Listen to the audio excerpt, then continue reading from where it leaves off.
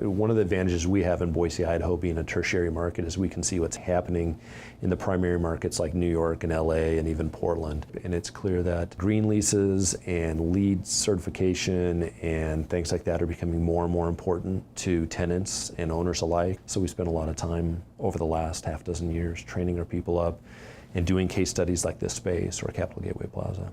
The anchor tenant of Capital Gateway Plaza 2 was up for renewal. We knew we needed to spend some money for tenant improvements, and we hoped that they would participate in the program.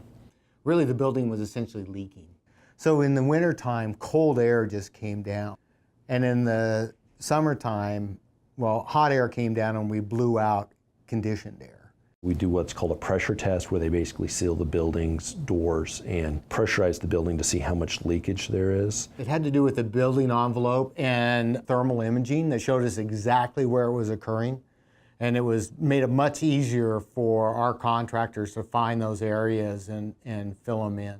I really think the important thing that any business owner is going to get out of the program is a playbook and a real good insight into how their building performs. And with that, an owner can decide what they can do immediately and what needs to be done over a transitional period. There were 2 boilers, but one of them basically gave out. We replaced it with a Luckenvar boiler. It's literally half the size, stainless steel, fixtures inside that boiler, and its efficiency is probably close to 99%. The way the leases are written, any energy savings goes toward the tenant, right? The tenant saves it in the form of lower lease rates. The problem with that is if I'm putting the money out to put these measures in place as the owner, I need to see those savings. So a good green lease will say, to the extent that it saves money for me to take on these measures, that savings goes back to the owner. The market is starting to improve. And there are a number of studies that show nationwide that buildings that are LEED certified or have significantly lower operating costs or are greener, have better tenant retention, and are more profitable for the owners.